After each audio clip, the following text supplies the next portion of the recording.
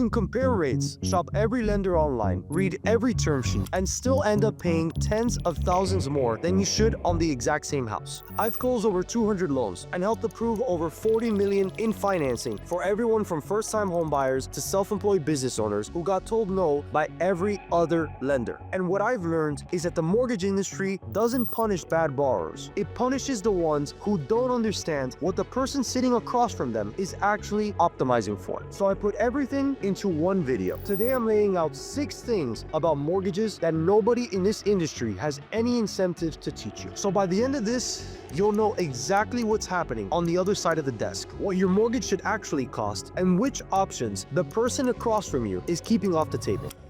Now, the first thing is that the interest rate on your term sheet is designed to distract you. Lenders lead with rate for a reason. It's the number one thing every buyer compares. And while you're going back and forth between 6 and 6.5 and 7%, the things that actually determine what you pay every month barely come up. Take 2 buyers purchasing the exact same house for $500,000. Buyer A goes to their bank and gets offered 6.5% with no discount points and puts 10% down. That means they're paying private mortgage insurance, or PMI, on top of their actual monthly payment every single month until they build 20% in equity in their home. On a $450,000 loan, that PMI runs about $250 a month, depending on credit, and that money doesn't go towards your equity nor your principal. It's just gone. Buyer B goes through a broker, gets 6.25% by paying 1 discount point upfront, puts 20% down payment, and their closing costs come in $4,000 lower. On paper, the rates look almost identical, a 0.25% apart, but over 30 years, buyer A paid tens of thousands more because of that PMI, the higher loan balance,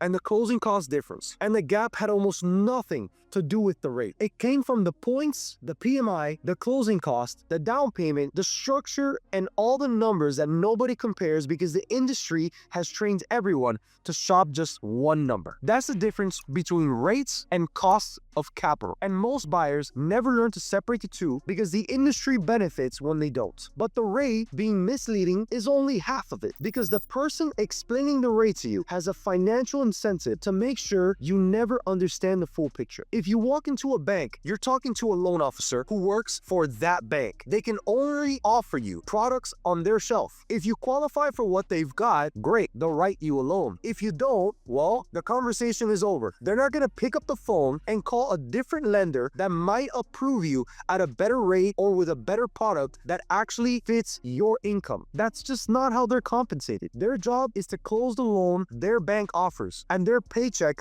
is timed to volume and loan size, not to whether you get the best deal available on the market. Now, let's talk about independent mortgage brokers. We work differently, but not all brokers are the same either. Some work with 5 lenders, others work with 50, but usually the fewer lenders a broker has access to, the more likely they are to fit you into whatever they've got, even if it's not the cheapest path. And nobody in that room is getting paid to tell you that a lender they don't work with might have saved you over $200 a month. And that brings me to the third thing, because the institution most buyers trust the most with their mortgage is often the least motivated to help. Your bank does not want your mortgage, and I know that sounds harsh, but the numbers back it up. The big banks like Chase, Wells Fargo, Bank of America, they make their money from real deposits, commercial real estate, wealth management, and corporate lending. And a $500,000 residential mortgage generates a fraction of the revenue that a $5 million commercial mortgage brings in. So the bank's preference, whether they say it or not, is to process the easy conventional files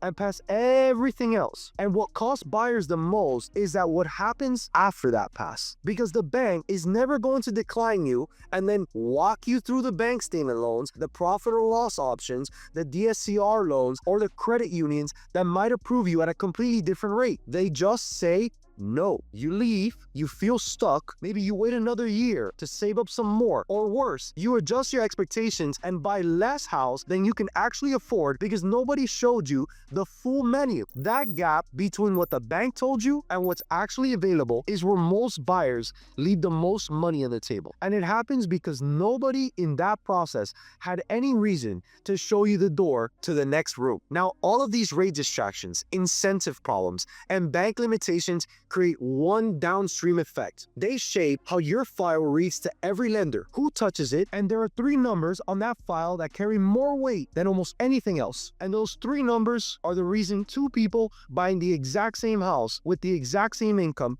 can get completely different rates, completely different terms, and end up paying completely different amounts every single month. But before I get into those three numbers, if you want us to actually pull your file and show you what your situation looks like from our side of the desk, I'll leave a link in the description below where you can book a free consultation and our team will break down exactly what you qualify for and what your cheapest path looks like. Now, what you need to know is that every mortgage decision comes down to three numbers on your file, and those three numbers carry more weight with lenders than almost anything else you bring to the table. The first is your credit score, and most people know their credit score matters, but they don't understand how much a small difference actually costs. The gap between a 680 and a 740 on a $400,000 loan can mean a quarter to a 0.5% on your interest rate. And I know that doesn't sound like much, but on a 30-year fixed rate loan, that can add up to tens of thousands of dollars in additional interest over the life of the loan. And your score also determines whether you qualify for the best loan products, whether you say PMI and what that PMI costs every month. At 760 and above, you get the best pricing available. Below 620, most conventional lenders, they won't even touch you. The second is your DTI, your debt to income ratio. That's all of your monthly debt payments, car loans, student loans, credit cards,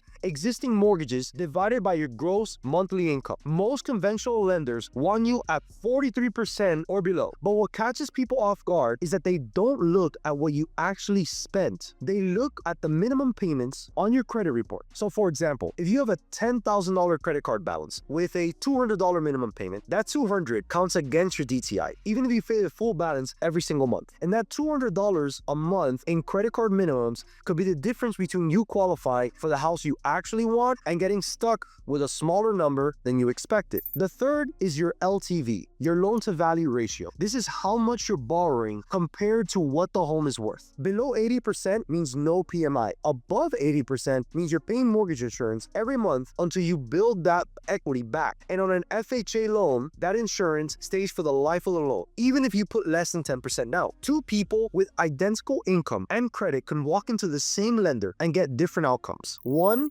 gets approved at 6.25% with no mortgage insurance, while the other can get offered 7% with $300 a month in PMI on top of it. And the only difference is how those three numbers read on their file, which is really just a reflection of how they structured their finances before walking in. And that compounds in both directions. A strong file qualifies you for better rates, which lowers your payment, which keeps your DTI clean, which opens the door to even better products on the next purchase. While a weak file pushes you into higher rates, which raises your payment, which tightens your DTI, which blocks you out of products that could have fixed it.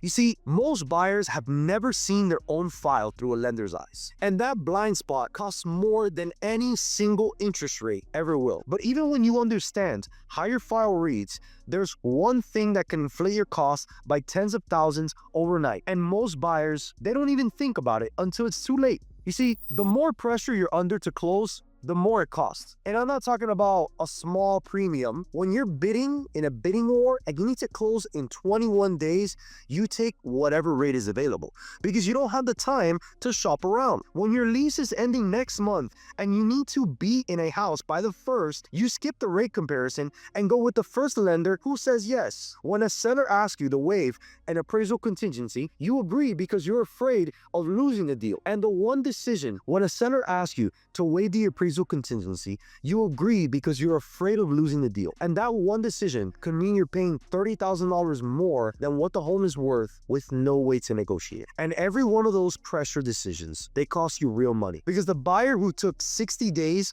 to close with a fully underwritten pre-approval and 3 lender quotes is getting terms that the buyer who scrambled to close in 3 weeks will unfortunately never see. And urgency, it compounds. The expensive terms you accepted because you were in a rush, creating a higher payment, which tightens your cash flow, which also makes it harder to refinance into something better later, which then keeps you stuck in the expensive loan for longer. If you know you're going to buy in the next 6 to 12 months, start the pre-approval process now, because every month of lead time is potentially money back in your pocket. Which brings me to one advantage that eliminates almost every problem I've just described, and it costs nothing. The buyers who pay the least for their mortgages are the ones who were never in a rush to get it. They get fully pre-approved before they even start looking at houses. And the difference matters because a pre-qualification is a 5-minute conversation where someone's asking you about your income, pulls your credit, and it doesn't verify anything. And sellers, they know that. A real pre-approval means your income is verified, your assets are confirmed, your credit is analyzed, and an underwriter has actually reviewed your file and signed off on it. When you make an offer with a fully pre-underwritten pre-approval, the seller knows you can close. So you're not competing on price alone anymore. You're competing on certainty. And that certainty gives you more leverage than any bidding strategy can replace. But the pre-approval only works if it comes from someone who can see the full menu. If your pre-approval comes from a bank that only offers conventional and your income type actually qualifies you for a bank statement loan at a better rate through a different lender, you'll never even know. That's the difference between choosing from one option and choosing from the best one. For an example, I'll use a client that we just recently closed. This client came to me buying a $680,000 property. Now, the bank that she came from was not able to approve her because she had 2 jobs.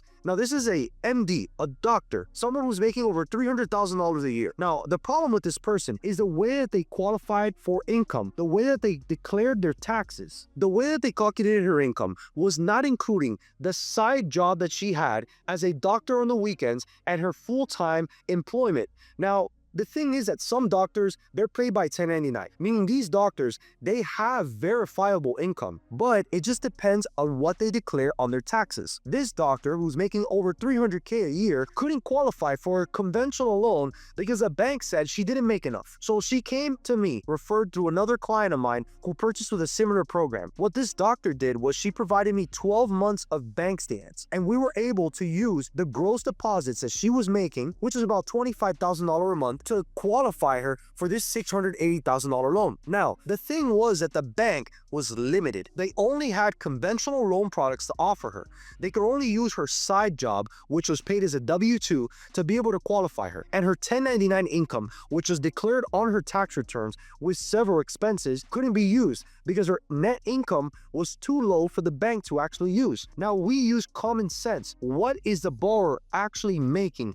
We know that this borrower can pay the mortgage. They have this verifiable income, their debt-to-income ratio is low, and their credit score is incredible. So what do? With these 12 months of bank statements, we were able to use the gross deposits, 50% of them, to be able to qualify her using also her side income, giving her just enough to qualify for this $680,000 home. And this marks the difference because they were not able to look at this borrower for everything that they have. They looked at it in one lens, just one way, full income or nothing. Work with a broker to know all of your options. So the next time when you go into your bank, just know exactly what you're dealing with. Every truth I've walked through today connects back to this. When you're in a rush, you can't question the rate, the fees, or the terms. Banks are the least helpful when your file doesn't fit their 1 or 2 products, and the lenders who will close you the fastest are never the ones giving you the best deal. All of that disappears when you do the work before you need to. Now, with everything I've laid out, the framework is the same for every buyer, but the specifics,